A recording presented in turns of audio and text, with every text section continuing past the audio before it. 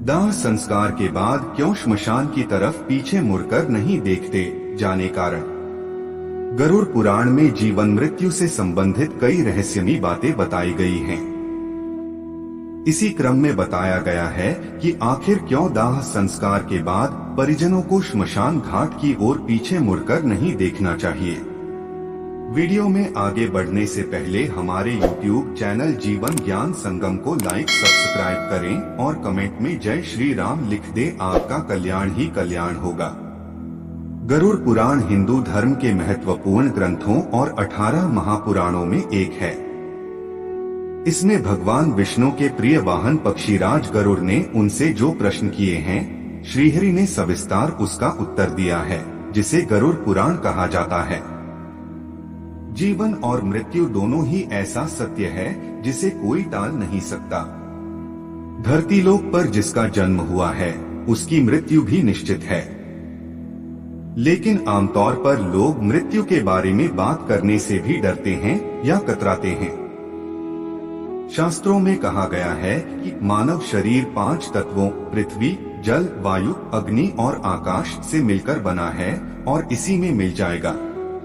अंतिम संस्कार है हिंदू धर्म का अंतिम संस्कार। हिंदू धर्म में कुल 16 संस्कारों के बारे में बताया गया है, जिसमें मृत्यु या दाह संस्कार आखिरी संस्कार है। जिस तरह अन्य संस्कारों जैसे जन्म, मुंडन, विवाह आदि को लेकर कई नियम होते हैं, ठीक उसी तरह 16वें संस्कार यानी मृत्यु के बाद भी कई नियम होते हैं, जिसका पालन करना जरूरी होता है। इन्हीं में एक है दाह संस्कार के बाद श्मशान घाट में पीछे मुड़कर नहीं देखना। आइए जानते हैं क्या है इसका कारण। दाह संस्कार के बाद श्मशान में पीछे मुड़कर क्यों नहीं देखना चाहिए।